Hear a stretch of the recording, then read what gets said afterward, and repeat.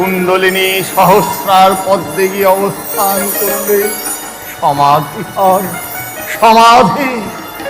অবশ্য কামিনী কাঞ্চনে মন থাকলে সমাধি হয়নি, সমাধি হয়নি। জয় মা, জয় মা, জয় মা। কি শুনছি আমি? যা জানবার জন্য আমার মনে এতকাল মহা আন্দোলন চলছিল, কত লোককে জিজ্ঞাসা করেছি, অথচ কেউই সন্তোষজনক কিছু বলতে পারেননি। সেই সমাধি সম্পর্কে পরমহংসদেব এত কিছু বলে চলেছেন অবলীলাক্রমে। প্রসন্ন দাদা তাহলে ঠিক কথাই বলেছিল, যিনি এমন সরলভাবে সমাধির কথা বলতে পারেন নিশ্চয়ই তার সমাধি লাভ হয়েছে, এতে কোনো সন্দেহ নেই। অতএব এনার কৃপা লাভ করতে পারলে আমিও তো সমাধি লাভে ধন্য হতে পারি। জয় জয় শ্রীরামকৃষ্ণ, জয় মা, জয় শ্রীরামকৃষ্ণ, জয় মা,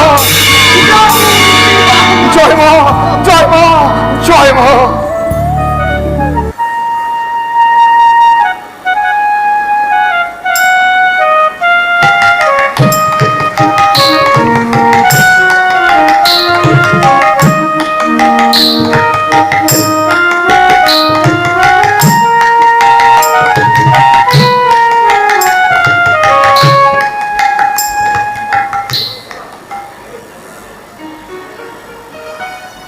এটাই প্রয়োজন ছিল।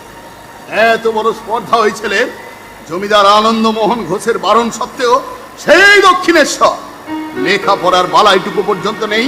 আমারই খাবে, আমারই পড়বে, আর আমার ইচ্ছাকেই পায়ে মারিয়ে চলবে নিজের ইচ্ছা মতো।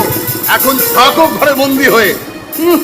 পরমহংসদেব এসে বাঁচাক না দেখি রাখালকে, তার কত ক্ষমতা। কি হলো পরমহংসদেব? শেষ পর্যন্ত আমাকে গৃহবন্দী হতে হলো। কেউ না জানলেও তুমি তো জানো ঠাকুর, আত্মীয় স্বজন, বিষয় সম্পত্তি, স্ত্রী বন্ধু কিছুই ভালো লাগে না আমার। তোমার কাছে গেলে আনন্দে থাকি, শান্তি পাই। এতে কেউ তুমি আমায় বঞ্চিত করলে কেন? কেন পরমহংসদেব? কেন কেন কেন?